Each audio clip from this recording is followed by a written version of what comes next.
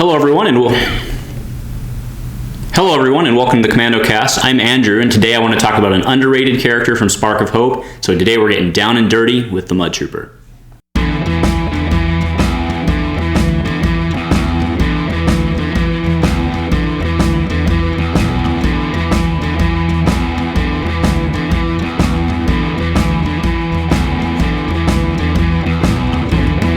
Alright guys, so today I want to talk about Mudtrooper, but explain why I want to talk about the Mudtrooper. I actually need to explain the alternate title for this episode, which is the sad and frustrating tale of the evolution of a mediocre at best, potentially bad, should be good, but just isn't Snoke Trooper's deck.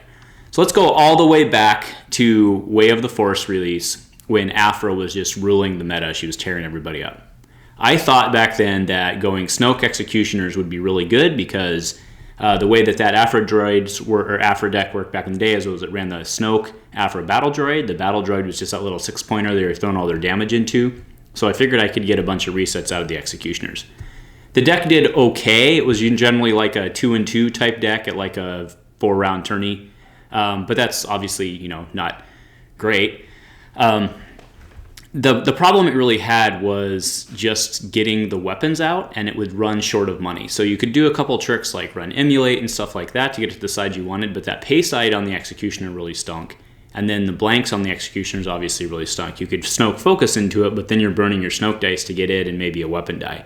So it ran into a lot of problems, and what I ended up trying to do was I started looking for something else. So here's the deck that I was running a couple weeks ago. This was right after the Snoke nerf. I decided to revisit this deck.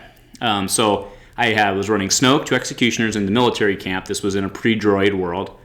I was running Dooku Saber, Dagger of Mortis, 2 Executioner Axe, a Lightsaber, Palp Saber, 2 Batons because Snoke's a leader, 2 Riot Shields, and 2 Treasured Lightsabers. So there's a lot of upgrades in there, but you need to be sure you get them. And also there have to be a lot of 2 costs because the problem in this Styx deck is that your redeploys, in other words, the cards that you want to put on somebody who's about to die so you don't lose your value, those are all 3 costs, right? So you'd have to get your 2 costs out, make sure you get 2 costs out, then override into your 3 costs to be able to protect somebody for the redeploy. For events, we went Sinister Peace, Doubt, Emulate. Of course, when you have 2 characters the same is a really nice little trick. It's kind of a free focus. 2 Forsakens, Hidden Motive, Measure for Measure, obviously Troopers, Best Defense, Forces with Me, and then 2 Undermines. So what I really liked about this deck, at least on paper, is it has a ton of 0 cost or low cost removal options. Almost all of the money thus can go into board state or shenanigans, or obviously resolving that unfortunate pay side. But the dislikes that I had with this deck, like I said, the big problem with redeploys, you'd get bogged down with your upgrades and get stuck with the pay sides on the table. So I only ran this for like a week or so. I think I only maybe ran it for 1 or 2 tournaments and then a couple casual games, just trying to figure out how it worked. But what I ended up deciding was that it wasn't going to work because it needed redeploys. Then at the end of, right before Spark of Hope release, at the end of the Convergence meta, Mike ran a special Monday Night Dice tournament where he asked everyone to bring Allies of Necessity. So I actually had the same deck built the week before. So what I did was I actually swapped in 2 veteran Stormtroopers. Those are the 9-point guys with guns and then the indirect, and then ran Allies of Necessity. So, and the Snoke veteran Stormtrooper actually worked out really well. I mean, aside from the whole AON not having stuff for the first turn, but it was an AON so tournament, so everybody had that concern. What I found was I could actually be a lot more efficient because I was getting like the A300, the E11s, those 2-cost gun redeploys, and it kind of solved that upgrade problem, so I could run a few less upgrades. I could go back to that like 10 or 11 sweet spot that I'm usually more comfortable being, 2 of which being, of course, the Riot Shield for Troopers. And those 2 costs bouncing around, you could even run like Grievous Striker I was running in the deck. It actually worked out really, really well. Now, this, of course, wasn't a deck that I would think would be competitive or anything like that. But then that brings us to basically what happened with Spark of Hope. So one card I do want to talk about real quick before we get into Mudtrooper is Focused Fire. So everyone's well aware of my love of Pulverize. I was playing this, of course, in my Phasma Troopers deck. It's great for quick surprise damage, 2 for basically 3 damage out of hand, as long as you have the 3 dice to resolve. It's even better if you can just blow somebody away. Focused Fire, though, if you're running guns, is just straight up better. Like it's a cheaper, dumbed down Pulverize, but again, it's 1 from hand and 1 for the 2 damage, and it feels a lot less it feels a lot less bad than using your whole turn to pulverize. So as long as you're running guns, that focused fire is very sufficient, or is far superior. So I really prefer that in a gun deck. All right, so that brings us to Mudtrooper, the guy topic of today's conversation. So this guy has the same die that we've seen basically on Trooper since the inception of this game. He's got the 1 gun, the 2 gun, the 2-for-1, the money, and then the double blanks. So his die is exactly the same as a First Order Stormtrooper. You're paying 1 more for 1 health, which is fine. And then his ability, though, is actually pretty cool, and you have to read into it to truly understand why, right? After you activate this character or a leader, you may re-roll 1 of your die showing a blank, right? So it's not just when you roll him in. It's also when you roll in our case, Snoke, right? So if I'm playing Snoke 2 Mudtroopers, for example, I can roll in my Mudtrooper. If I get a blank, I can re-roll it. Roll in my other Mudtrooper. If I get a blank, re-roll it. Then when I roll in Snoke, I can re-roll another blank that's on the board. And that's pretty awesome, right? It gives you a lot of re-rolls. It really dumbs down or it really ups your consistency and can help eliminate those blanks. Okay, so that, of course, once this guy came out, I was really eager to try Snoke double Mudtrooper. So the list was Snoke, 2 Mudtroopers, and then military camp. That has since been very clearly a bad idea, so we're not running military camp anymore. But 2 A300s, 2 E11s, 2 energy bows, a grievance striker, and then 2 riot shields. So all I'm playing is just either the piddly guns or 2-cost redeploy guns and stuff to take damage. I'm playing 2 conscripts just because they can come in with Snoke. Sometimes people target Snoke first, and actually I'm okay with that. I'd rather them not target the troopers. Once they start going for the troopers, your deck kind of starts falling apart.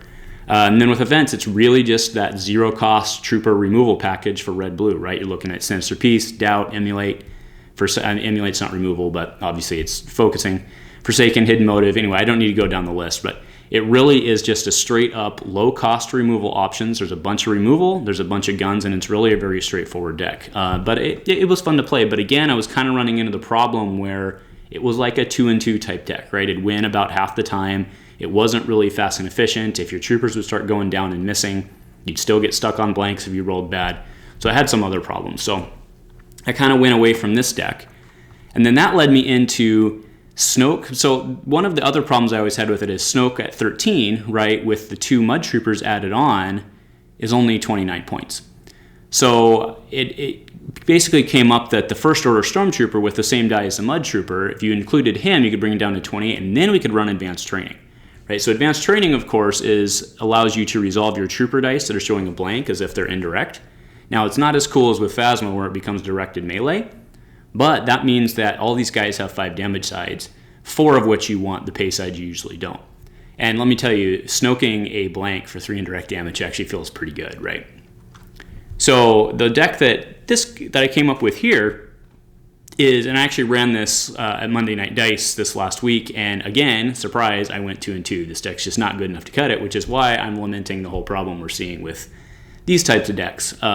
However, I still think that Mudtrooper has a lot of potential in other decks, right? So anyway, I don't need to go down the whole list. I'm showing it here. I did make one change. I actually ended up running ATRT on Monday. That was a huge mistake, right? ATRT can only modify trooper die, so it doesn't even, it's bad enough to have a modifier get stuck out there, but it's super bad when the modifier gets stuck out when you have stuff to modify. It just can't because there's a trooper die. So that was a huge mistake. Do not play ATRT. Once people see that, obviously they're just going to remove your trooper die and realize that you now have multiple dice on the table that are unusable. So do not do that.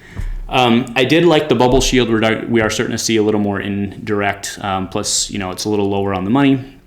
You only need about 2. You only need 1 upgrade because you're only going to get your 2 money because you're not snoking for money anymore, right? So I don't know. It was a fun little deck to play, but like I said, it was really 2-and-2. So a cool deck that Jeremy, and he brought this to Gongai last week, and he was running the Mandalorian Super Commando with Elite Gideon Hask and Mudtrooper. And the reason this is super cool is I honestly forgot that the Super Commando was a trooper. Obviously, he's a trooper. I just forgot it. This was a super cool spicy deck he was running because it lets you bring yellow to the table, not just for yellow removal, but also that Donderbus gun, right? Donderbus allows you can only play it on a yellow, and it has redeploys. So now we just upped our number of redeploys from 5 to 7, and you get a lot more consistent. Furthermore, the Super Commando's ability to power action in and do a damage when you play that gun that you're going to play anyway is really good. So I really give a lot of shout out to Jeremy for running this deck. There are a couple of videos up on the Dice Commando channel of it. You can go check it out. One of them, he takes down Enzo's Ewok's deck, which was a really fun one. And then he went down to Yoda Ahsoka. But either way, it's a very cool little deck. And then something Mike and I were theory crafting was Django, was 3-wide Rainbow Django.